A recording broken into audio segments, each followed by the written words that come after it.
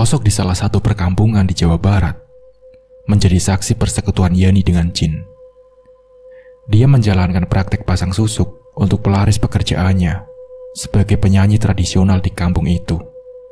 Yani terlahir bukanlah dari kalangan berada. Ayahnya telah meninggal karena kecelakaan kerja saat menjadi salah seorang pekerja proyek di Bilangan, Jakarta. Ketika itu Yani masih berumur 20 tahun, dan dia mesti menghidupi ibu dan satu adiknya yang masih sekolah. Ibunya bernama Esi dan adiknya bernama Sandi. Ibunya hanya bisa membantu perekonomian keluarga dengan bekerja serabutan, tergantung dari warga yang meminta bantuannya. Tak ada penghasilan pasti dari pekerjaan ibunya itu dibanding dengan penghasilan Yani sebagai seorang penyanyi tradisional yang mendapat bayaran lumayan tinggi dari penampilannya dari panggung ke panggung. "Bu, ibu diam di rumah saja ya. Biar Yani yang kerja cari uang buat ibu sama Sandi," ucap Yani melihat iba kepada ibunya. "Selepas ayahmu gak ada, keluarga ini jadi tanggung jawab ibu, nak," jawab Bu Esi dengan lirih. "Tapi ibu gak muda lagi, ibu harus beristirahat. Biar Yani yang capek, Bu. Yani bisa kok," kata Yani menatap mata ibunya. Air mata Bu Esi tak terasa mengalir. Situasi yang begitu mengharukan di mana sang anak merasa iba kepada ibunya dan menanggung semua tanggung jawab. Bu Esi memeluk Yani, tanda keterpaksaan menyetujui keinginan anaknya itu. Yani memang berbakat di bidang tarik suara. Bahkan dia pernah meraih juara 1 perlombaan bernyanyi. Bakat Yani tercium oleh pemilik grup tembang yang bernama Opik, yang memiliki saat itu sedang membutuhkan vokalis, karena vokalis lama memilih untuk pensiun dini dengan alasan mengikuti suaminya tinggal di Kalimantan. Akhirnya, Yani bergabung dengan grup tembang itu, keliling-keliling kampung untuk memenuhi undangan manggung di setiap acara pernikahan atau event pentas seni biasa. Semenjak Yani bergabung, grup tembang itu semakin laris dan laku keras diundang kemana-mana karena semua pengundang terkesima dengan suara indah Yani. Akibatnya berimbas kepada penghasilan Yani yang lumayan dapat menutupi kebutuhan ekonomi keluarganya, dari mulai membayar tagihan listrik sampai membiayai sekolah Sandi. "Kerjamu bagus, Yan. Saya suka. Barusan saya dapat telepon minggu depan kita dapat undangan ke acara nikahan di Tasik Kota. Kamu siap-siap ya," ucap Opik memuji Yani yang baru turun dari panggung acara hari ulang tahun salah satu perusahaan dengan sorak-sorai penonton yang memuji Yani. "Iya, Yani persiapkan semuanya," jawab Yani dengan senyum sumringahnya. Yani selalu menyambut baik semua undangan yang dia terima, karena dengan begitu dia merasa berhasil bertanggung jawab atas keluarganya. Sampai di acara undangan pernikahan di Tasik Kota, Yani manggung seperti biasanya, membawakan lagu-lagu yang membuat semua tamu undangan terkesima dibuatnya. Bertahun-tahun dialami masa seperti itu sampai suatu ketika ujian bagi grup tembangnya datang. Opik harus bercerai dengan istrinya dikarenakan istrinya curiga Opik ada main dengan Yani. Opik memang selalu mendekati Yani jika sehabis manggung, dan mungkin itu yang menjadi alasan sang istri menceraikan Opik. Karena tidak mau berlarut seperti itu, Yani memutuskan untuk mencari lagi grup tembang yang lain di desanya. Dan karena namanya yang sudah begitu tenar, Yani tidak susah mencarinya. Bukan lagi menjadi vokalis biasa. Kali ini, Yani menjadi sinden dan memang Yani pun berbakat menjadi sinden. Kita sebut saja nama grup tembangnya Mekar Ayu.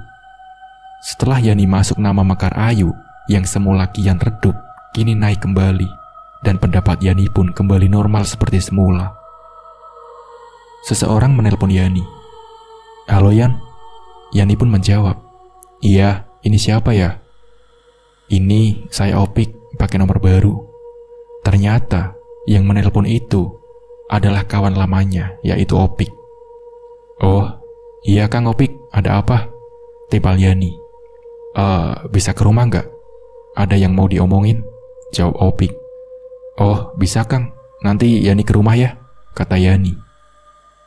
Opik masih dengan grup tembangnya yang dulu, meskipun penghasilannya tidak sebesar ketika ada Yani di dalamnya. Yani berangkat ke rumah Opik dengan menggunakan motor. Dia beranggapan mungkin ada job manggung lagi, jadi tidak apalah dia terima sebagai pemasukan tambahan. Tapi ternyata Yani salah langkah. Bukannya job manggung yang Yani dapatkan, melainkan perilaku tak senonoh yang dilayangkan oleh Opik kepadanya. Opik memperkosa Yani. Yani awalnya menolak, tapi setelah diberi embel-embel imbalan uang dan bujuk rayu yang dahsyat, Yani dengan terpaksa melayani nafsu bejat Opik.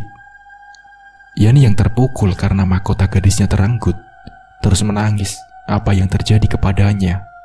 Sehingga suatu ketika, Mekar Ayu kembali merekrut sinden baru yang lebih cantik dibanding Yani. Sekar namanya. Pemilik Mekar Ayu adalah Epul, berharap duet gadis cantik dengan suara mumpuni itu dapat melambungkan nama Mekar Ayu. Tapi apa yang terjadi sungguh di luar dugaan. Yani merasa minder dengan kehadiran Sekar di dalam tubuh Mekar Ayu. Dari segi suara tidak beda jauh dengan Yani, tetapi secara paras Sekarlah yang berada di atas Yani. Sehingga rasa minder Yani itu berbuntut pada performanya yang menurun. Melihat kondisi itu pun, Epul sedikit lebih banyak memakai jasa Sekar untuk setiap penampilannya. Rasa minder Yani pun tak terbendung lagi. Dia memutuskan untuk menempuh jalan pintas dengan memasang susuk dibandingkan berusaha keluar dari keterpurukan untuk mengembalikan lagi performanya yang dulu. Lalu Yani pun datang ke rumah seorang dukun untuk memasang susuk di wajahnya. Ketika dalam proses negosiasi dengan sang dukun, Yani terkejut dengan harga yang dipatok oleh dukun itu dan membuat Yani hampir mengurungkan niatnya. Yani pun spontan berkata, "Saya bayar pakai badan saya, bah." Hal gila yang diucapkan Yani hanya untuk sebuah keputusan yang akan membuatnya semakin terpuruk di kemudian hari. Setelah menempuh proses negosiasi yang agak panjang, akhirnya sang dukun menyetujui kesanggupan Yani yang hanya bisa membayar dengan badannya, yang mana mereka harus berhubungan suami istri. Di dalam hubungan itu, memberi rasa dilema bagi Yani. Di satu sisi, dia masih terpuruk karena keperawanannya direnggut oleh Opik. Kini harus memaksakan diri melayani dukun yang dia anggap akan menyelamatkan karirnya. Sementara di sisi lain, dia senang karena dengan begitu karirnya akan kembali seperti semula. Proses pasang susuk pun dimulai. Susuk itu dipasang hampir di setiap bagian lekuk wajahnya. Singkat cerita, akhirnya proses pasang susuk pun selesai dengan menyisakan sedikit rasa dilema bagi Yani yang berusaha dia abaikan dan bersikap itu hal biasa saja.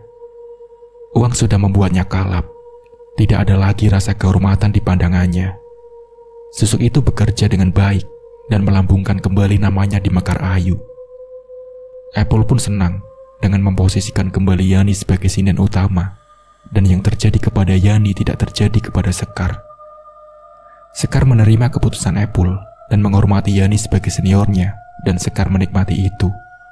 Setelah pasang susuk itu, Yani menjadi peka terhadap hal-hal mistis. Bahkan, ketika manggung, dia sering melihat kuntilanak berseliweran di atas panggung, atau bahkan sering melihat manusia berkepala babi berkeliaran di sekitar panggung.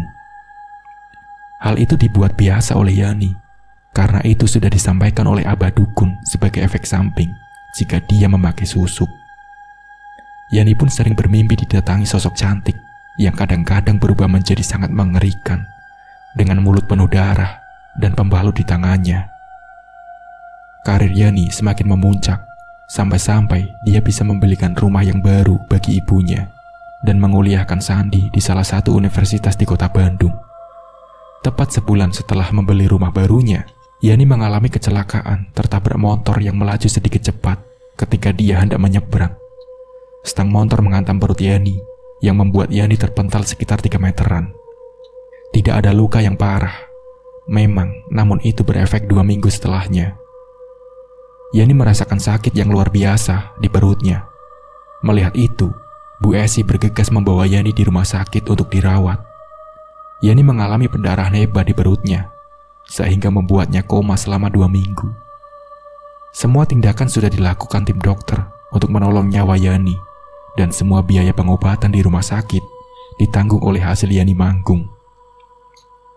Setelah 2 minggu itu, Yani tersadar dan bisa dibawa pulang meski kondisinya belum 100% pulih. Seringkali Yani memaksakan diri untuk tetap manggung karena dalam benaknya dia harus bertanggung jawab mencari nafkah untuk keluarganya. Apple pun menyarankan Yani untuk beristirahat sampai kondisinya benar-benar pulih dan tetap dibayar meskipun dengan konsekuensinya penghasilannya dipotong. Namun Yani menolak. Dia tetap memaksakan dirinya. Sampai suatu ketika, Yani sedang manggung di daerah dekat rumahnya. Di atas panggung, Yani mendadak pingsan. Semua kru Mekar Ayu panik dan membawa Yani ke rumahnya yang memang kebetulan tidak jauh dari area panggung. Setelah sekian lama dalam kondisi tak sadar, semua orang yang datang dikagetkan dengan Yani yang mendadak terbangun dengan kondisi mulut yang menganga dan mata melotot. Urat-urat matanya terlihat jelas memerah, mengerikan, seakan mau keluar dari kelopaknya. Bu Esi pun panik dan segera mengabari Sandi yang sedang berada di Bandung untuk segera pulang kampung. Yani seperti sekarat terus dalam kondisi begitu. Bu Esi sigap memanggil seorang pemuka agama di daerahnya karena dia yakin Yani sudah berada dalam penghujung hidupnya. Astagfirullah, ada banyak susuk di wajah Yani ini, kata Pak Jaman, seorang pemuka agama yang dipanggil oleh Bu Esi. Bu Esi lalu menangis histeris seakan tak percaya. Apple pun tak percaya mendengar informasi itu. Dia hanya beranggapan bahwa Yani telah berhasil mengembalikan performanya karena telah berhasil berjuang dari keterpurukannya akibat bermasalah dengan Opik. Keluarin aja Pak susuknya, kasihan anak saya, pinta Bu Esi. Pak Jaman menuruti permintaan Bu Esi itu. Setiap satu susuk yang dicabut, mata Yani semakin akan keluar dari kelopaknya, dan Pak Jaman berkata, Jinnya bereaksi. Dia lagi meringis kesakitan di atas lemari itu, sambil menunjuk ke arah lemari di pojok ruangan. Memang, di pojok ruangan terdapat lemari baju yang lumayan besar, dan sedari tadi, Apple berada di sana, memang merasakan merinding yang hebat. Bu Esi terus membimbing Yani agar bisa mengucapkan 2 kalimat syahadat. Tapi mulut Yani seakan terkunci dalam kondisinya yang menganga. Yani tidak bisa mengucapkan 2 kalimat syahadat. Sampai akhirnya, semua susuk dikeluarkan dan Yani mengembuskan nafas terakhirnya. Yani akhirnya dimakamkan. Baru mendengar kabar bahwa Yani memakai susuk, warga mulai menyebarkan gosip tak sedap mengenai Yani di sekitaran kampung itu. Apalagi ada desas-desus kalau arwah Yani gentayangan menghantui warga kampung. Minah misalnya, dia mengaku pernah dihantui sosok seorang Yani ketika mandi. Kisahnya waktu itu, Minah sedang mandi di waktu sore hari menjelang maghrib. Di dalam kamar mandi, Minah bersenandung menyanyikan lagu. Ketika sedang asiknya bernyanyi, Minah dikagetkan dengan suara nyanyian yang entah dari mana datangnya. Itu suara dari luar, pikir Minah. Suara nyanyian itu semakin jelas terdengar, seperti seorang yang sedang mengalunkan lagu Sunda. Bulu kuduknya merinding, karena dia yakin suara itu bukanlah dari luar, melainkan dari dalam kamar mandi.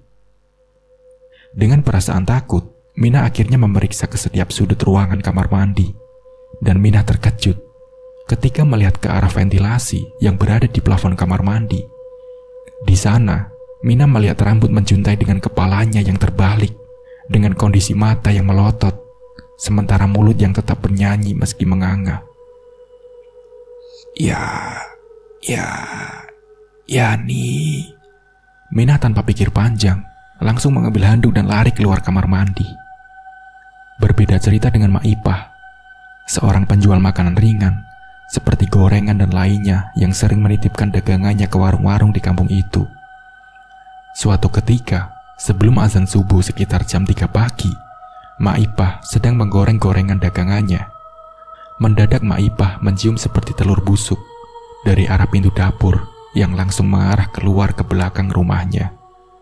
Mak Ipah lalu memastikan ke setiap bahan baku dagangannya agar tidak ada yang busuk. Dan memang, bahan baku dagangannya aman-aman saja. Semua tidak ada yang busuk sama sekali. Mak Ipah pun curiga ini pasti ada yang tidak beres. Seketika lalu menghampiri pintu dapur untuk membukanya.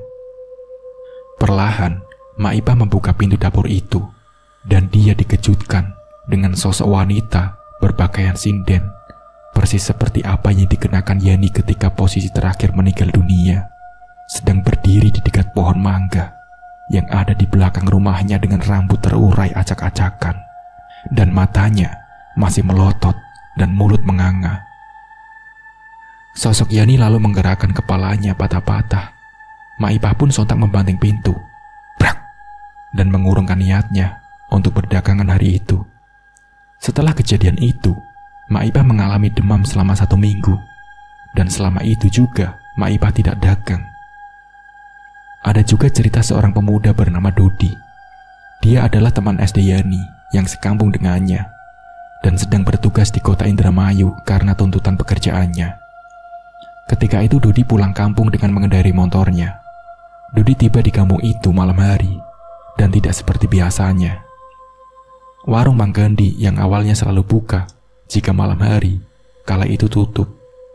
Dodi tidak menaruh curiga sama sekali, karena padahal Mang Gandhi menutup warungnya lebih awal, karena ketakutannya akan mitos arwah gentayangan Yani.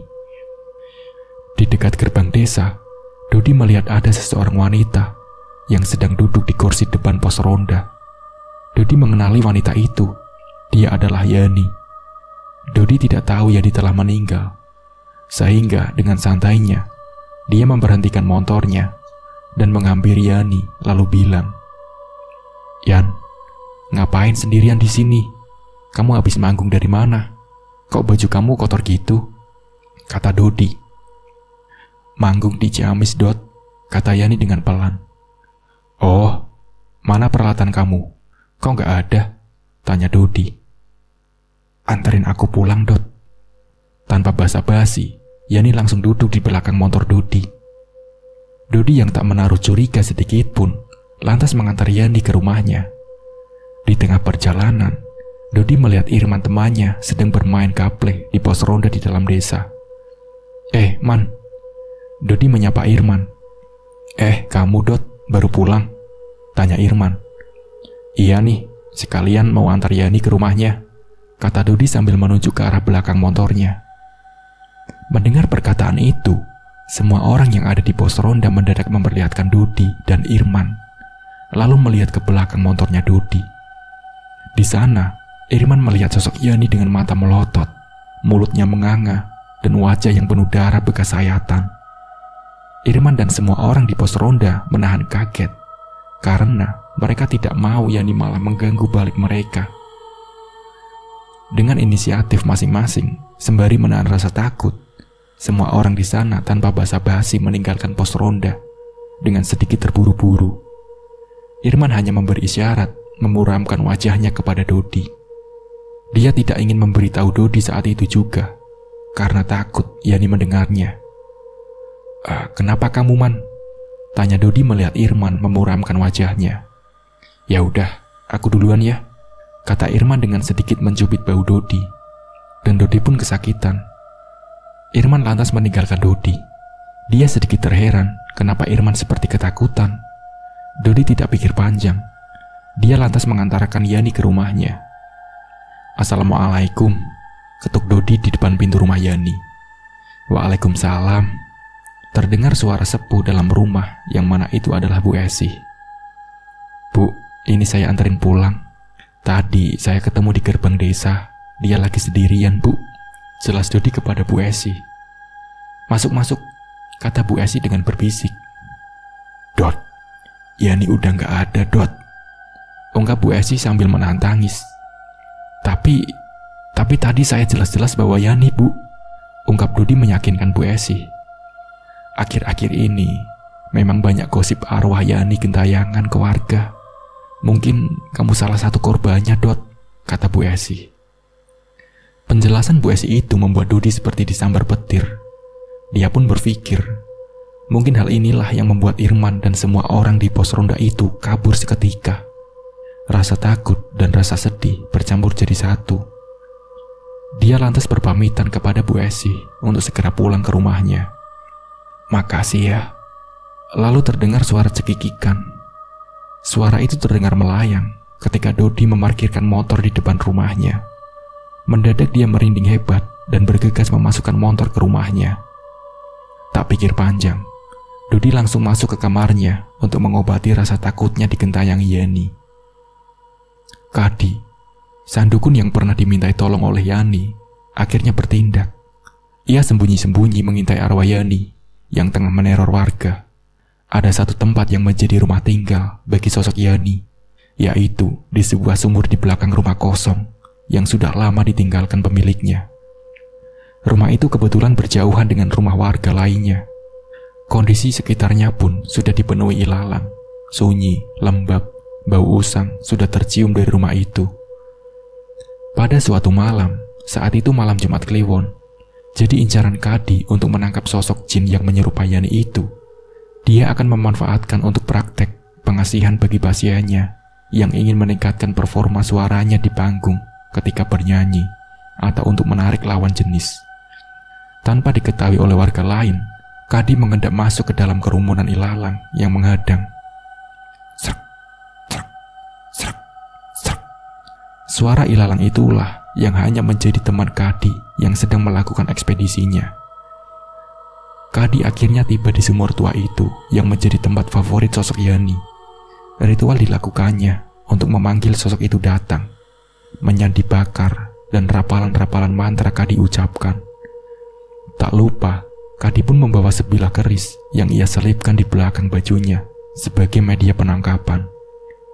Sambil fokus duduk bersila dan memejamkan matanya, mantra itu pun diucapkan oleh Kadi. Kemudian terlihat katrol sumur bergetar. Hawa yang awalnya dingin mendadak panas tanpa sebab. Dari dalam sumur muncul perlahan sosok wanita berambut panjang, acak-acakan, dengan bajunya yang sudah lusuh. Sosok itu tertunduk, tidak memperlihatkan wajahnya. Hanya saja, kepalanya terus bergerak, patah ke kanan dan ke kiri. Menyadari sosok Yani sudah hadir, Kadi lantas mengambil keris yang ia simpan di belakang bajunya itu dengan cepat, lalu mengarahkannya ke sosok Yani. Gerakan kepala sosok itu semakin cepat, badannya condong ke depan, seakan tertarik oleh sesuatu. Akhirnya, sosok itu pun masuk ke dalam keris, sehingga membuat Kadi tersenyum menyeringai, bangga karena ritualnya berhasil. Praktekku bakal laris. Tawa Kadi menggelegarkan seisi rumah kosong. 2 minggu kemudian, warga tidak menerima teror dari Yani. Mereka bersyukur sekaligus terheran dan bertanya-tanya, siapa yang bisa menangani semua itu. Aktivitas di kampung itu kembali seperti biasanya. Semua warga tidak lagi khawatir akan dihantui oleh Yani. Saya pingin karirnya saya naik, Mbah, pinta Sekar kepada Kadi. Akhirnya, dia berkunjung meminta bantuan Kadi. Suara purau itu menggema seisi ruangan praktek sang dukun. Ada yang berbeda dari suara Sekar. Suaranya tidak sebagus sebelumnya. Sekar adalah ibu rumah tangga yang sudah berumur 30 tahunan.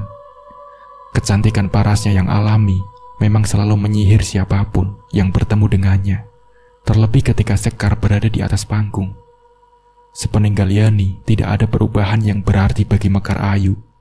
Grup tembang itu tetap dalam performa terbaiknya.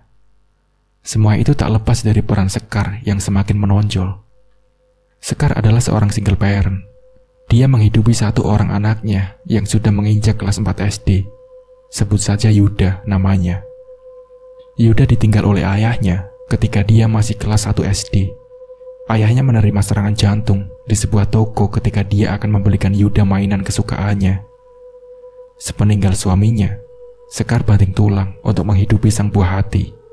Menjadi buruh jahit sudah ia jalankan sebelum akhirnya menjadi bagian dari Mekar Ayu. Karena menyanyi, khususnya sinden, adalah kepiawaian Sekar. Beberapa genre musik sudah Sekar kuasai.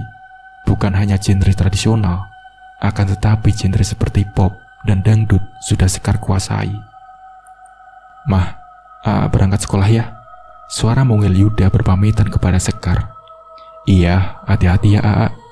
Jawab Sekar berharap agar anaknya kelak menjadi seorang yang berhasil. Ini bekalnya, A. Sekar memberikan Yuda uang jajan. Langkah kaki malaikat kecil Sekar pergi meninggalkan rumah untuk menimba ilmu di sekolahnya. Yuda adalah satu-satunya harapan Sekar untuk tetap menjalani hidup. Tepat di depan rumah Sekar, terdapat toko elektronik milik kakak Sekar, sebut saja Wandi. Sepulang sekolah, Yuda selalu main di toko uanya. Wandi sudah menganggap Yuda seperti anak sendiri. Suatu hari, salah satu tetangga Sekar ada yang meninggal dunia. Ketika itu, Yuda sedang berada di toko. Seperti biasa, ketika ada rombongan pengantar jenazah yang hendak ke makam melewati toko, Wandi keluar untuk melihat kondisi. Otomatis, Yuda pun mengikuti Wandi keluar toko. Melihat keranda yang digotong oleh warga, Yuda menepuk tangan Wandi lalu berkata, "Wah, kalau Yuda ada di dalam sana, diantarin banyak orang kayak gitu gimana ya?" Sambil menunjuk ke arah keranda, Yuda mengucapkan perkataan yang membuat Wandi kaget. "Us, jangan ngaco kamu. Udah, masuk toko sana." Wandi sedikit menghentak. Teringat perkataan Yuda yang spontan ketika melihat keranda, ia lantas melaporkannya kepada Sekar. Ketika Sekar menghampiri toko untuk meminta Yuda pulang karena hari sudah sore. "Sekar, anak kamu tuh tadi ngomong yang enggak," kata Wandi. Ngomong apa, Kang?" tanya Sekar. "Tadi dia ngomong sambil menunjuk keranda. Katanya, 'Wah, kalau Yuda ada di sana, diantarin banyak orang gimana ya?' jawab Wandi. Sekar menoleh sedikit ke arah Yuda yang sedang melamun melihat ke arah luar toko. "Ah, itu mah iseng aja mungkin, Kang," ucap Sekar menenangkan Wandi. "Ya udah, ikut mama ya, mandi dulu sana," pinta Wandi kepada Yuda. Yuda pun akhirnya pulang. Wandi masih terngiang dengan apa yang diucapkan Yuda tadi siang. Dalam benaknya, mungkin akan terjadi hal yang tidak beres. Tapi setelah dipikir-pikir omongan Sekar, ada benarnya juga. Mungkin itu hanyalah keisengan anak-anak belaka. Langit pun sudah gelap, dan malam pun semakin larut. Mendung menyelimuti udara malam itu. Hening, sunyi, sepi, seakan menjadi tanda akan terjadi hal yang menyayat hati. Sekar menanyakan kepada Yuda, mengapa ia bisa berkata aneh tadi siang. "Tadi siang, kenapa kamu ngomong kayak gitu, Nak?" tanya Sekar kepada Yuda. "Yuda pengen tahu aja rasanya, Mah," jawabnya. Yuda melanjutkan ucapannya. Kalau Yuda ada di dalam keranda itu, Mama ikut nganter nggak?" Sontak Sekar pun tersentak, kaget mendengar apa yang ditanyakan Yuda. Lantas ia menghentikan pembicaraan, kemudian menyuruh anaknya itu untuk tidur. Udah. Mama nggak mau dengar lagi. Tidur sana," ucap Sekar sembari sedikit membentak Yuda. Yuda hanya menurut apa kata ibunya. Dia lantas tidur, sementara Sekar masih melamuni apa yang terjadi pada Yuda. Jarang-jarang dia seperti itu. Masih dalam lamunannya, tak terasa, Sekar pun akhirnya tertidur. Di pagi harinya, awan mendung masih betah berada di langit ketika itu, seakan-akan bergabung dengan keadaan. Hari itu hari Minggu. Biasanya Sekar mengajak Yuda main ke salah satu pusat perbelanjaan. Namun melihat kondisi langit yang mendung, Sekar pun mengurungkan niatnya. Setelah semua pekerjaan rumah selesai, ia pun menghampiri toko Wandi di seberang jalan dengan mengajak Yuda. Ya, daripada bosan di rumah, mending nongkrong dulu aja, pikir Sekar waktu itu. Seperti biasa, Yuda langsung masuk ke dalam toko dan menghampiri etalase toko dari dalam. Sementara Sekar memilih berada di luar, duduk di sebuah kursi panjang yang dikhususkan untuk pelanggan yang antri. Wandi melayani pelanggan yang membeli peralatan elektroniknya. Karena pelanggan meminta barang yang tidak ada di etalase, Wandi terpaksa harus mengambil barang itu ke belakang toko yang jaraknya agak lumayan jauh. Ketika Wandi berada di belakang toko, entah kenapa Yuda sudah berdiri dengan obeng di tangannya. Entah iseng atau penasaran, dia menancapkan obeng itu ke lubang terminal listrik yang ada di atas etalase toko. Naas, posisi pegangannya bukan tepat pada genggaman obeng, akan tetapi berada pada batang besi obeng tersebut. Yuda pun tersetrum. Bukannya ia lepas, pegangannya malah makin kuat seakan kaku dibuatnya. Sekar yang melihat itu terkejut, lalu berusaha menyelamatkan Yuda. Salahnya Sekar malah memegang tangan Yuda secara langsung. Alhasil, Sekar malah ikut tersetrum. Keduanya lantas pingsan tak sadarkan diri. Kejadian itu berlangsung begitu cepat. Pelanggan toko yang sedari tadi hanya bisa diam terpaku melihat kejadian itu, berteriak meminta pertolongan. Wandi pun bergegas ke depan toko untuk melihat apa yang terjadi. Melihat keponakan dan adiknya terkapar, ia lantas mengantar keduanya ke rumah sakit. Masih ada nafas dari keduanya, meskipun lemah. Wandi pun cemas. Perasaannya campur aduk. Ia kembali terngiang perkataan Yuda. Tak terasa, air matanya pun berlinang. Ia tidak mau keponakannya yang sudah ia anggap sebagai anaknya sendiri itu meninggal. Sesampainya di rumah sakit, Yuda dan Sekar bergegas dibawa ke UGD untuk ditindak lebih lanjut. Wandi hanya berharap nyawa mereka berdua terselamatkan. Suara monitor menunjukkan detak jantung Yuda yang semakin melemah. Yuda pun koma. Kabel sudah dipasangi di berbagai bagian tubuhnya. 70% tubuhnya mengalami luka bakar. Di ruangan lain, Sekar masih dalam keadaan tak sadarkan diri. Dia hanya menerima sedikit luka bakar di tangannya. Dia hanya pingsan biasa dan ritme napasnya normal. Keadaan itu membawa Sekar seperti ke alam mimpi. Dia berada di area yang luas dan di depannya terdapat danau yang indah. Lalu Sekar pun memicingkan matanya melihat ke arah danau itu. Di sana terdapat perahu dan seperti ada sosok yang ia kenali. Yuda. Iya betul, itu adalah Yuda. Dia sedang duduk di pinggiran danau tak jauh dari perahu itu, sambil melingkarkan tangannya di kedua lututnya. Sekar menghampiri Yuda dengan sedikit berlari. Yuda, kamu baik-baik saja kan? Alhamdulillah, ucap Sekar mengekspresikan rasa syukurnya. Lantas dia memeluk Yuda dengan erat. Yuda tak berkata apa-apa. Ia hanya tersenyum, menandakan kebahagiaan bisa melihat ibunya. Maafin Yuda ya, Mah. Yuda suka bikin Mama kesel, ucap Yuda dalam senyumnya. Mendengar perkataan itu, air mata haru Sekar tak bisa terbendung. Iya, udah Mama maafin, dan selalu Mama maafin, ucap Sekar dalam tangisnya. Mama jangan nangis. Nanti kalau nangis cantiknya hilang. Yuda berkata begitu sambil melepaskan pelukan Sekar. Rayuan Yuda membuat Sekar seketika tersenyum dalam tangisnya. Yuda mau naik perahu dulu ya, Mah. Yuda mau nyusul ayah. Ayah udah nungguin Yuda di seberang danau ini, lanjut Yuda. Mama gak boleh ikut, tanya Sekar. Mama di sini dulu aja, biar Yuda aja dulu yang kesana nemuin ayah. Yuda pun melangkah menuju perahu itu.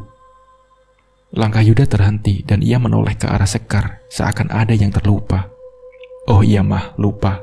Tadi ayah titip salam buat Mama. Katanya, ayah sayang banget sama Mama. Yuda juga sayang sama Mama. Yuda pun melanjutkan langkahnya untuk sampai ke perahu itu dan menaikinya. Yuda jangan pergi Yuda, teriak Sekar yang ingin mengadang Yuda. Yuda kembali menoleh kepada Sekar, hanya dengan senyuman manis dan lambaian tangannya menandakan perpisahan. Sekar berlari ke arah danau untuk meraih perahu itu. Tapi perahu itu semakin menjauh, dan Sekar pun tidak dapat menjangkaunya lagi, karena air semakin dalam. Sekar pun menangis sejadi-jadinya. Ia pun meneriaki nama Yuda, sehingga membangunkannya dari keadaan tak sadar di ruangan rumah sakit. Napasnya terengah-engah. Keringat dingin muncul dari dahinya. Sekar lantas teringat dengan Yuda. Kebetulan Wandi, kakaknya, ada di sampingnya. Dan tanpa menunggu lama, Sekar langsung menanyakan keadaan Yuda. Belum selesai Sekar mengucapkan kata tanya, pintu ruangan rawat dibuka oleh tim dokter yang menangani Yuda. Pak Wandi, ucap salah satu dokter yang memberi isyarat kepada Wandi untuk menghampirinya. Wandi menoleh kepada Sekar. Bentar ya. Wandi pun menghampiri tim dokter yang berkunjung ke kamar tempat Sekar dirawat. Maaf Pak, pasien atas nama Yuda tidak bisa diselamatkan. Dia sudah meninggal dunia. Jenazah akan kami bawa ke kamar jenazah untuk ditindaklanjuti, terang salah satu dokter yang membuat Wandi terkejut. Keterkejutan dan rasa sedih yang ia dapatkan sedikit ia tahan karena melihat Sekar yang baru saja siuman. Iya dok, makasih ya dok. Nanti semua administrasi sampai kepulangan jenazah ke rumah saya yang ngurus, bisik Wandi. Tim dokter meninggalkan Wandi dan Sekar di ruangan rawat. Wandi tertunduk lesu, duduk di kursi yang ada di ruangan itu. Perasaan campur aduk itu berusaha ia tahan, namun tak bisa. Seketika Wandi terngiang kata-kata Yuda ketika melihat keranda. Benar, itu adalah firasat dari Yuda, kalau dia akan meninggalkannya untuk selama-lamanya. Tangisannya tak terbendung. Sekar yang masih ada di atas ranjang seakan mengetahui maksud dari tangisan Wandi. Sekar mengetahui itu dari firasat yang ia dapat dari mimpinya ketika berada dalam keadaan tak sadarkan diri. Yuda meninggal, Kang, tanya Sekar dengan namanya yang semakin memburu. Lalu Sekar pun teriak histeris hingga tidak bisa mengontrol dirinya sendiri. Ia menarik selang infusnya sampai tercabut, lalu berlari ke arah luar ruangan. Wandi yang berada di dekat pintu keluar menahan Sekar untuk menyabarkannya. Sekar meronta tak karuan. Ia sangat terpukul ditinggal anak semata wayangnya. Dalam pelukan Wandi, Sekar pun pingsan. Ia lalu dibawa ke atas ranjang untuk diistirahatkan. Singkat cerita, Sekar pun akhirnya tersadar dan memanggil-manggil nama Yuda dengan tatapan kosong dan air matanya yang terus berlinang. Karena tidak ada luka serius, Sekar diperbolehkan pulang oleh dokter yang menanganinya. Semua administrasi rumah sakit sudah ditangani oleh Wandi. Ia lalu membawa Sekar ke dalam mobil ambulan, tepat di mana tergeletak jasad anak semata wayangnya. Ketika pintu belakang ambulan dibuka, Sekar melihat keranda berisikan satu jasad yang ukurannya tak asing baginya. Penutup keranda itu dibuka oleh Sekar diiringi isak tangisnya. Ia melihat wajah Yuda yang sudah menghitam. Spontan, Sekar berteriak sejadi-jadinya. Wandi kembali merangkul Sekar, dan lagi-lagi Sekar pun pingsan karena tak mampu menahan kesedihannya yang mendalam. Jenazah Yuda pun sampai di rumah untuk segera dilanjutkan prosesi pemakaman. Lalu Wandi pun membopong Sekar ke kamar untuk ditidurkan di atas ranjang. Tetangga yang ada di sekitar rumah ramai berdatangan untuk melayat dan membantu prosesi pemulasaran jenazah Yuda. Dari dalam kamar terdengar Sekar berteriak, sehingga mengagetkan warga yang berdatangan. Teriakannya memekik seluruh ruangan. Sebagai kakak, Wandi terus menenangkan adiknya supaya tidak terus berlarut dalam kesedihan. Syukur alhamdulillah, akhirnya Sekar bisa ditenangkan dan sudah bisa sedikit menerima meskipun tangis masih menghiasi wajahnya. Mengetahui jenazah anaknya akan segera dimakamkan, Sekar beranjak menghampiri lemari untuk mengambil kain tudung hitam miliknya, lalu keluar dari kamarnya. Wandi tak bisa menahan, mungkin itu cara Sekar untuk terakhir kali mengucapkan kata perpisahan pada anaknya. Tenggorokannya terasa sakit, suara yang dikeluarkannya pun menjadi penuh serak, efek dari teriakan-teriakan histerisnya meratapi Yuda. Aku ikut ke makam, Kang, ucap Sekar kepada Wandi. Wandi hanya terdiam, seakan memberi tanda iya kepada Sekar untuk ikut ke pemakaman. Sekar, Wandi, bersama warga lainnya berarak pergi ke pemakaman mengantar jenazah Yuda. Ketika melihat prosesi pemakaman Yuda, Sekar tertunduk lemas, tak kuat melihat tubuh anaknya dimasukkan ke liang lahat. Tenang di sana ya, A. Salam ke ayah di sana. Mama selalu sayang kalian. Suara purau itu bergetar keluar dari mulut Sekar. Air matanya mengucur deras. Tangisannya tak terbendung lagi. 7 hari sudah Yuda meninggalkan Sekar. Kini ia hidup sendiri hanya ditemani sepi di rumahnya. Nasib Mekar Ayu seakan ditelantarkan oleh Sekar. Karena memang hanya dialah sinden yang menjadi pendongkrak penampilan Mekar Ayu. Di sisi lain, Epul tak tinggal diam. Dia terus memutar otak untuk mencari pengganti sementara bagi Sekar, dan kedepannya ia akan memproyeksikan sinden itu sebagai asisten Sekar jika Sekar sudah pulih dari keadaannya. Keputusan yang terkesan buru-buru membuat Epul harus mendapatkan sinden dengan suara yang standar saja. Sebut saja namanya Rumi. Rumilah yang mengisi kekosongan Sekar di Mekar Ayu. Kondisi Sekar masih memprihatinkan. Tenggorokannya yang sakit tak kunjung menghilang. Suaranya tak seindah dulu, dan ia khawatir karirnya akan merosot tajam jika Epul dan penonton lainnya mengetahui kondisi suara Sekar yang seperti mengalami gangguan parah pada pita suaranya karena dipaksa untuk berteriak keras ketika meratapi Yuda. Dibayang-bayangi ketakutan karirnya yang akan merosot, entah mengapa Sekar teringat kepada Kadi, sang dukun yang menolong Yani beberapa bulan lalu. Ia tahu keberadaan Kadi dari instingnya, karena memang tidak ada dukun lain di kampung itu selain Kadi. Dan Sekar tahu Yani memakai susuk ketika itu, juga karena instingnya yang kuat berkata kalau Yani pasti memakai susuk. Dan Yani pasti meminta pertolongan Kadi untuk memakaikan susuknya. Hanya saja, ketika itu Sekar memilih untuk diam saja. Akhirnya, dengan berangkat sendirian ke rumah Kadi, Sekar mengutarakan keinginannya untuk memperbaiki suaranya melalui jasa ilmu hitam. Praktis, cepat, dan lebih mudah menjalani alasan Sekar menemui Kadi dibanding harus pergi ke rumah sakit yang ujung-ujungnya akan berakhir operasi. Sekar dihadapkan dengan beberapa pilihan, di antaranya, pertama dengan tirakat, yang mengharuskan Sekar untuk laku tirakat 7 hari, mencari 7 makam baru, setiap harinya dari pemakaman yang berbeda. Sekar harus mengambil tanah dari 7 makam itu, sambil merapalkan mantra yang sudah diberi oleh Kadi, lalu dikumpulkan untuk dimakam pada hari ke-7-nya, tepat di malam hari jam 12. Tanpa nasi dan lauk paku, murni tanah yang harus ia makan. Yang kedua, Sekar harus mencari darah bayi baru lahir, untuk kemudian ia minum mentah-mentah, dan ia harus melakukan itu selama 41 hari lamanya. Dan yang ketiga, mungkin ini pilihan paling mudah bagi Sekar, karena dia hanya cukup selalu membawa sebuah keris kemanapun ia pergi, yang sebelumnya sudah dibacakan mantra oleh Kadi, dan akan dibacakan mantra tambahan oleh Sekar, seperti pada malam Jumat Kliwon yang akan datang. Kadi bilang di dalam keris itu terdapat arwah seorang penyanyi. Sekar tidak menyadari kalau yang dimaksud oleh Kadi itu adalah Yani. Dan benar saja, Sekar lebih memilih pilihan yang ketiga dibandingkan yang lainnya. Ia tak sanggup makan tanah, apalagi minum darah, selama khasiatnya sama untuk memperbaiki suara. Sekar lebih memilih untuk membawa keris yang ditawarkan Kadi setiap kali manggung. Proses memberi mahar pun selesai.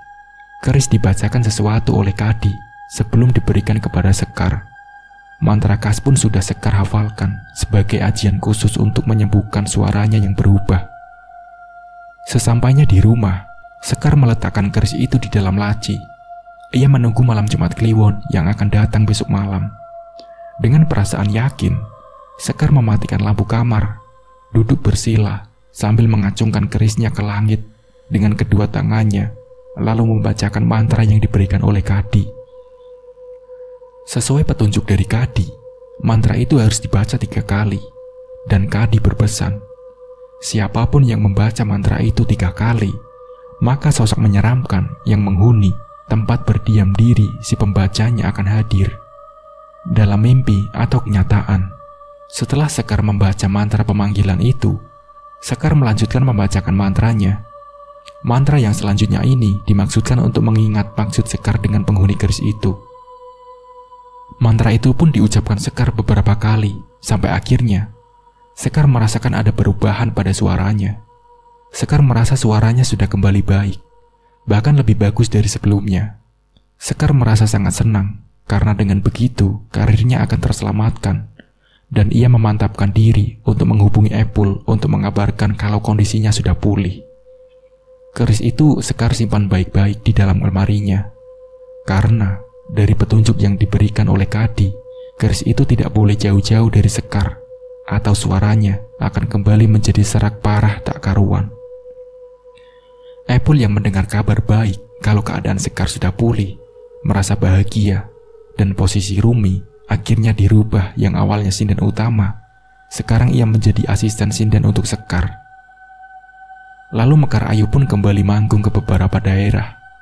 Epul, sang pemilik Mekar Ayu, bahagia dengan kembalinya Sekar setelah keterpurukannya. Ada yang aneh dari suara Sekar ketika bernyanyi. Suaranya memang bagus, akan tetapi Epul seperti mengenali suara itu. Epul merasa kalau itu adalah suara Yani. Iya, betul. Epul masih ingat benar kalau itu seperti suara Yani.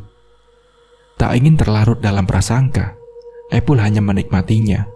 Karena yang terpenting, Sekar bisa kembali. Dan yang mengundang maupun penonton tidak merasa kecewa. Berbulan-bulan lamanya, Sekar menjalani profesinya itu dengan baik. Ia sangat pintar menyembunyikan keris yang ia dapatkan dari Kadi, sehingga orang-orang sekitar tidak menyadari kalau Sekar telah bersekutu dengan jin.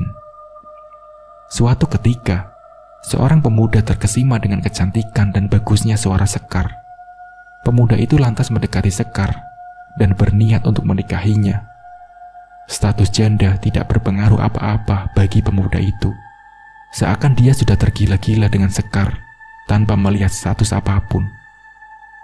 Sebut saja namanya Dodi, pemuda yang ingin menikahi Sekar, yang juga adalah teman SD Yani, yang kini telah bekerja sebagai karyawan tetap di tempat ia bekerja. Karena melihat keseriusan Dodi, Sekar pun menerima pinangan Dodi, sehingga mereka berdua akhirnya menikah. Sekar tidak melihat umur Dodi walaupun lebih muda darinya. Wandi, kakak Sekar, bahagia melihat adiknya bisa move on dari keadaan yang membuatnya sempat terpuruk ditinggal oleh suami dan anaknya. Setelah mereka berdua menikah, Sekar pindah ke rumah Dodi. Tak lupa, dia selalu membawa kerisnya kemanapun ia pergi. Karena khawatir suaranya akan kembali menjadi jelek, Sekar pintar menyembunyikan itu. Ia sembunyikan keris itu di dalam wadah kosmetik miliknya, yang mana Dodi tidak akan pernah memeriksa apa yang ada di dalamnya. Sekar dan Dodi menjalani rumah tangga dengan baik, sampai akhirnya keduanya dikaruniai seorang anak laki-laki yang lucu, yang diberi nama Yuda. Iya, Sekar tidak akan pernah lupa dengan anaknya yang meninggal di rumah sakit akibat tersetrum, sehingga ia namai anaknya hasil buah cintanya dengan Dodi dengan nama yang sama, yaitu Yuda. Sekar masih termasuk bagian dari Mekar Ayu. Meski kesibukannya bertambah, Sekar tidak pernah mengeluh karena ia ingin mencari penghasilan tambahan. Dan dengan keputusan Sekar masih menjadi Sidan Mekar Ayu itu pun Dodi merestuinya. Sampai akhirnya Dodi harus menetap di Indramayu karena tuntutan pekerjaannya. Sementara Sekar harus merelakan dirinya keluar dari Mekar Ayu dan posisinya digantikan oleh Rumi. Dalam perjalanan menuju Indramayu, Sekar mendapat masalah baru. Ia harus kehilangan keris yang ia pakai untuk mengobati suaranya ketika sedang memeriksa wadah kosmetiknya, tempat biasa ia menaruh keris itu. Wadah kosmetik itu raib tanpa jejak. Masa iya aku lupa sih? Aduh, gimana nih kalau suaraku nanti jadi jelek lagi? Dalam benak Sekar, ia panik, tapi ia coba tutupi karena tidak mau ketahuan oleh Dodi. Kenapa sayang? Tanya Dodi yang melihat gerak-gerik aneh dari Sekar. Nggak apa-apa kok, ucap Sekar. Aneh, suaranya masih tetap bagus. Padahal, keris itu sudah hilang entah kemana. Tapi itu hanya sementara. Sesampainya di Indramayu dan hendak turun dari mobil, suaranya berubah. Suaranya kering dan serak, ditambah rasa sakit yang terasa sangat mengganggu bagi Sekar. Suara itu lebih buruk dibanding suaranya dulu, sebelum datang meminta bantuan Kadi. Yang, suara kamu kenapa? Dodi pun panik ketika mendengar suara istrinya itu bicara. Sekar berkata meskipun berat, sakit, sambil memegang tenggorokannya dan mengerutkan dahinya, menandakan bahwa ia merasakan sakit yang luar biasa. Iya, habis semua barang dimasukin ke rumah, kita ke dokter ya. Kita periksa tenggorokan kamu, ucap Dodi yang khawatir akan keadaan istrinya. Pita, suara istri bapak ini rusak. Dari gejala yang ada, rusaknya ini parah dan sudah lama. Kemungkinan istri bapak ini pernah berteriak berlebihan dalam waktu yang lama, terang dokter yang memeriksa Sekar. Dodi melirik sedikit ke arah istrinya yang sedang menahan sakit. Dalam benaknya, ia bertanya-tanya, Rusaknya sudah lama. Teriak berlebihan. Kapan? Dodi simpan pertanyaan itu dalam hatinya, dan akan ia tanyakan ketika Sekar sembuh sepenuhnya. Dokter memberi Sekar obat dan memintanya untuk mengistirahatkan suaranya supaya tidak terjadi hal yang lebih parah dari kondisi Sekar saat ini. Siang itu pun berlalu. Sekar lekas meminum obat itu dan mengistirahatkan suaranya. Dodi mengerti keadaan istrinya. Ia selalu support untuk kesembuhan Sekar. Namun ada yang masih mengganjal di hati Dodi, yaitu selama ia kenal Sekar dari awal, ia tahu ketika melihat Sekar di panggung, ia tidak pernah melihat, bahkan mendengar kabar kalau Sekar sudah berteriak-teriak berlebihan. Bahkan pekerjaan Sekar waktu itu jauh dari memaksakan untuk teriak berlebihan. Tak pikir panjang, Dodi dan Sekar memutuskan untuk tidur tepat pukul 10 malam setelah menunggu Yuda, bayi kecil buah hati mereka, tertidur pulas. Di saat Dodi tidur, ada suara nyanyian sinden. Dodi pun lalu terbangun karena mendengar suara sinden yang menggema di seluruh ruangan kamar. Suara itu dikenalnya, itu adalah suara Yani. Dodi lalu melihat ke samping ranjang. Ia hanya melihat Yuda sedang tertidur pulas di sana. Dan Sekar sudah berada duduk di depan meja riasnya dengan kondisi rambut yang sudah menjuntai acak-acakan. Sayang. Dodi mencoba memanggil Sekar, namun ia tetap terpaku melihat ke arah cermin di meja rias itu sambil bibirnya terus melantunkan lagu. Di mana lagu itu, menurut kepercayaan orang Sunda, adalah lagu pemanggil arwah-arwah yang bergentayangan. Setelah melihat keadaan Sekar seperti itu, Dodi akhirnya tersadar bahwa Sekar tengah kerasukan Yani. "Yani, kenapa kamu masuk ke tubuh istriku?" tanya Dodi. Sosok Yani yang berada dalam tubuh Sekar lantas menoleh perlahan ke arah Dodi yang berada di sampingnya. Namun seketika itu Sekar pingsan. Dodi menangkap tubuh istrinya yang lemas, lalu ia membawanya ke atas ranjang. Dodi semakin terheran dengan istrinya. "Mengapa Yani bisa masuk ke tubuh Sekar?" gumam Dodi. Dan keesokan harinya berjalan seperti biasa. Dodi bekerja, sementara Sekar mengurus Yuda di rumah. Sebelum berangkat kerja, Dodi sempat menanyakan kejadian semalam kepada Sekar. Namun ia menjawab dengan mengisyaratkan bahwa dia tidak tahu kejadian itu. Dodi yang berharap pertanyaan itu dijawab dengan kata-kata, ternyata hanya dijawab dengan isyarat. Itu menandakan kalau suara Sekar masih belum sembuh. Dodi mengerti akan hal itu, namun masih ada kebingungan di hatinya. Suara yang keluar dari mulut Sekar semalam adalah benar-benar suara Yani. Di rumah bertipe 36 itu, Sekar sendiri yang mengurus Yuda kecil, dari mulai memandikan, ganti popok, menyusui, sekaligus mengerjakan pekerjaan-pekerjaan rumah, seperti memasak dan membersihkan lantai. Di rumah itu baru satu kamar yang dipakai, sementara satu kamar lainnya dipakai untuk menyimpan barang-barang.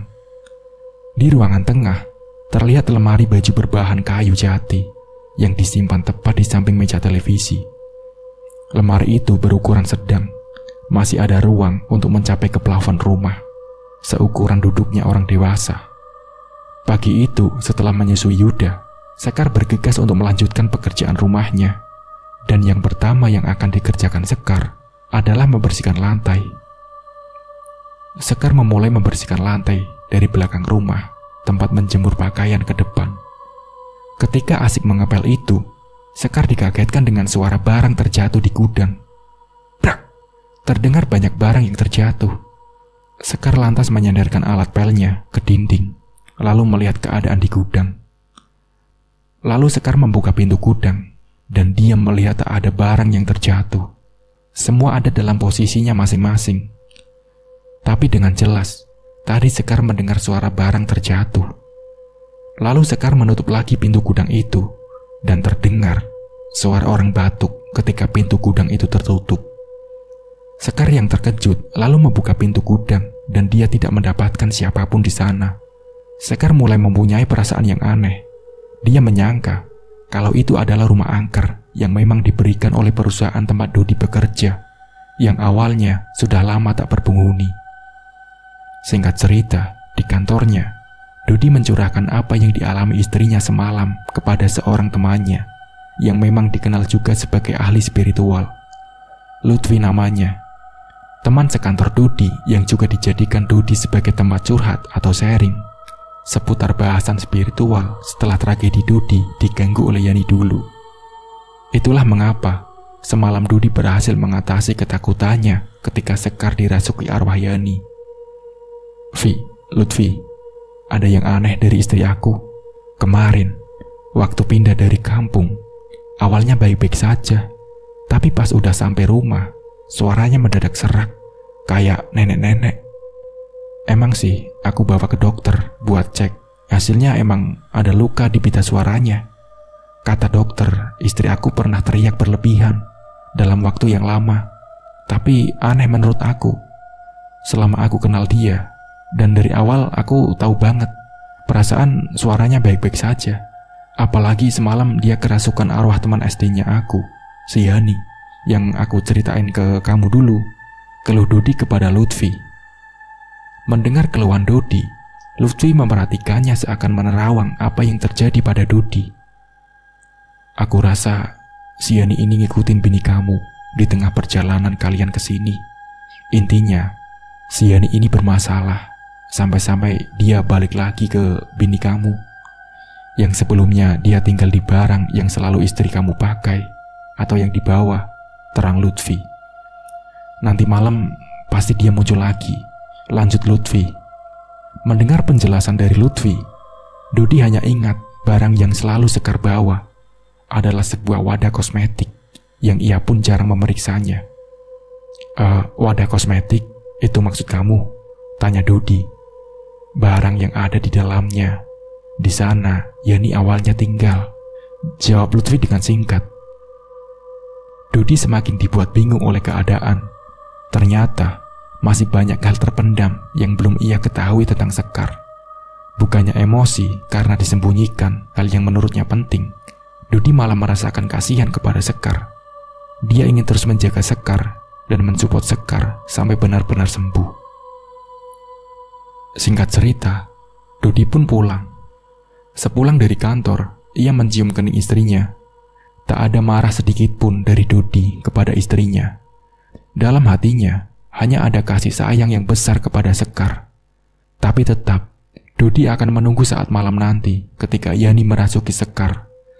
Kalau memungkinkan, dia akan bertanya kepada Yani apa yang sebenarnya terjadi. Setelah semua informasi ia dapatkan, Dodi berencana untuk membuang paksa Yani dari tubuh Sekar. Kalau perlu, ia akan meminta bantuan temannya Lutfi untuk membakar iblis yang menyerupai Yani itu. Malam semakin larut, Dodi menunggu-nunggu saat Yani datang. Malam itu dia pura-pura tertidur untuk melihat Sekar kerasukan. Setelah Yuda tertidur, Sekar pun tertidur pulas. Tepat pukul 12 malam, tubuh Sekar mulai bereaksi. Tubuhnya bergetar, matanya membelalak, seakan-akan hampir keluar dari kelopaknya. Tatapannya kosong, rambutnya menjuntai. Ia terbangun seketika dalam posisi duduk. Dodi melihat kengerian itu dari matanya yang sedikit ia pejamkan. Mulut Sekar pun perlahan terbuka dan melantunkan nyanyian sinden. Suara seraknya hilang, berganti dengan suara Yani. Dodi masih memperhatikan kejadian itu. Perlahan, kepala Sekar menoleh ke arah Dodi dengan tatapan kosongnya. Tak lama, Sekar lalu menoleh ke arah meja rias yang berada tepat di samping kirinya.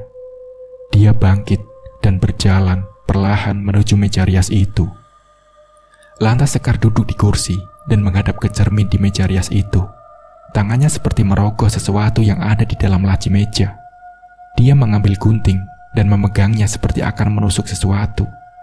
Melihat apa yang terjadi, Dodi beranjak karena khawatir akan melukai Sekar. Yani, mau ngapain kamu? Teriak Dodi kepada sosok yang berada dalam tubuh Sekar. Dari cermin, terlihat senyuman menyeringai dari Sekar. Dia lalu berbalik dengan gunting yang sudah diancungkannya ke arah Dodi. Kadi, kamu, istrimu, semua ini gara-gara kalian. ucap Yani sambil mengacungkan gunting ke arah Dodi. "Ah, Kadi, si dukun sialan itu?" tanya Dodi dengan keringat dingin di dahinya karena khawatir Sekar terlukai oleh Yani. Yani sepenuhnya sudah menguasai tubuh Sekar, hingga Sekar tak dapat mengendalikan lagi tubuhnya ketika itu. "Iya," bentak Yani. "Terus, apa salahku? Apa salah Sekar?" tanya heran Dodi.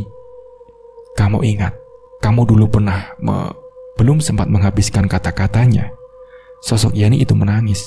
Tubuh Sekar tersungkur. Kini ia terduduk lemas. Mengira Yani sudah keluar dari tubuh Sekar, Dodi menghampirinya. Namun belum sempat Dodi menyentuh tubuh Sekar, dia dikagetkan dengan gerakan tiba-tiba dari Sekar. "Bajingan, kalian semua bajingan," bentak Yani. Ternyata sosok itu masih berada dalam tubuh Sekar. Lantas ia mengacungkan gunting yang dipegangnya, mengisyaratkan kalau sosok iblis yang menyerupai Yani itu akan menusuk leher Sekar. Dengan cekatan, Dodi menepis tangan Sekar dan membuang jauh-jauh gunting itu dari tangannya. Dodi memeluknya dan tubuh Sekar meronta. "Bajingan, akan kubunuh wanita ini sebelum aku membunuhmu," teriak sosok Yani itu. Karena tidak tahu permasalahan dan Dodi khawatir dengan keadaan Sekar, ia membacakan doa-doa yang ia dapat dari Lutfi, teman spiritualnya, untuk mengusir Yani. Iblis itu pun kepanasan. Sebelum ia keluar, sosok itu sesumbar akan datang lagi besok malam. Mengetahui hal itu, Dodi berencana untuk meminta bantuan kepada Lutfi untuk membakar jin yang mengganggu istrinya itu. Dia akan memusnahkannya karena dirasa sangat mengganggu.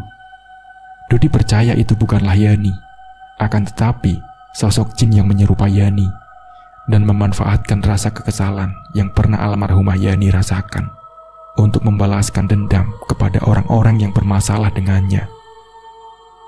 Dodi teringat masalahnya dulu dengan Yani. Ia lantas mengirimkan doa khusus kepada mendiang Yani yang asli, bukan sosok jin itu. Dia meminta maaf dan berdoa semoga segala kesalahan yang pernah Yani perbuat diampuni oleh Tuhan Yang Maha Esa. Di lain hari, saat di kantor, Dodi bertanya kepada Lutfi, "Vi, ntar malam kamu ke rumah aku ya, bantuin aku musnahin iblis sialan itu. Semalam, istri aku hampir celaka dibuat dia," pinta Dodi kepada Lutfi. "Iya, nanti kita atur strategi aja. Aku rasa sosok Yani ini bukan jin ecek-ecek. Agak berbahaya kalau dia nunjukin wujud aslinya. Makanya, entar kamu jauhin istri kamu dari anak kamu." Lutfi menyetujui permintaan Dodi dan menyarankan sebuah strategi agar rencana berjalan lancar. Malam pun tiba. Lutfi sudah datang bertamu untuk melancarkan rencananya bersama Dodi, memusnahkan Yani. Sementara Sekar tidak tahu maksud dari kedatangan Lutfi. Ia mengira kalau Lutfi hanya bertamu sebentar lalu pulang. Malam pun semakin larut. Sekar mengisyaratkan kepada suaminya dengan isyaratnya bertanya, "Mengapa Lutfi belum pulang juga?" Dodi yang melihat isyarat dari Sekar itu berkata. Dodi menepuk pundak Lutfi. "Oh iya Vi, udah jam 10:30 nih. Kamu gak dicariin istri kamu?" ucap Dodi kepada Lutfi sambil mengedipkan matanya. Mengerti apa yang dimaksudkan oleh Dodi, Lutfi pun berkata, "Oh iya, ini juga mau pulang Dot. Mari Mbak Sekar." Lutfi tersenyum berpamitan kepada Sekar. Dodi membisikkan sesuatu. "Kamu pura-pura pulang saja. Tungguin di ujung gang dan bawa motornya. Nanti aku kasih kode kalau istri aku sudah tidur." Lutfi pun mengiyakan apa yang dikatakan Dodi. Lutfi membawa motornya seakan-akan dia pulang. Padahal, ia menuju ujung gang yang tak jauh dari rumah Dodi menunggu isyarat. Dan singkat cerita, Sekar akhirnya tertidur. Dodi mengunci semua laci, supaya ketika mereka melancarkan aksinya, barang-barang berbahaya seperti gunting tidak dapat diambil, sehingga Sekar tidak dapat dicelakai. Dodi lalu mengendap perlahan keluar rumah untuk memberi isyarat kepada Lutfi yang berada di ujung gang.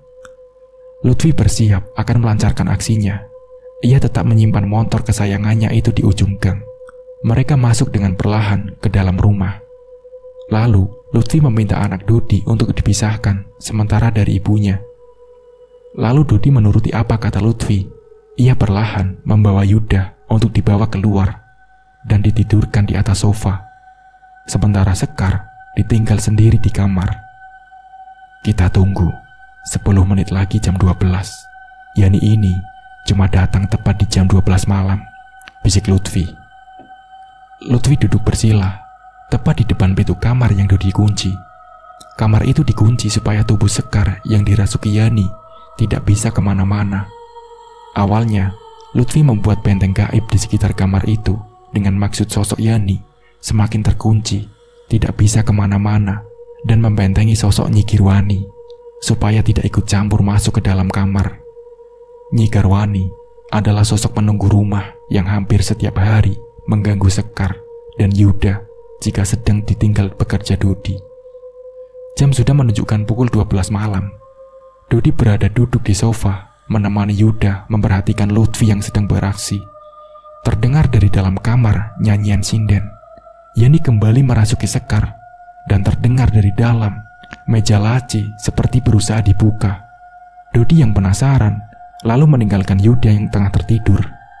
Dia lantas berjalan ke arah pintu kamar untuk mengintip dari lubang kunci. Lutfi masih fokus membacakan doa.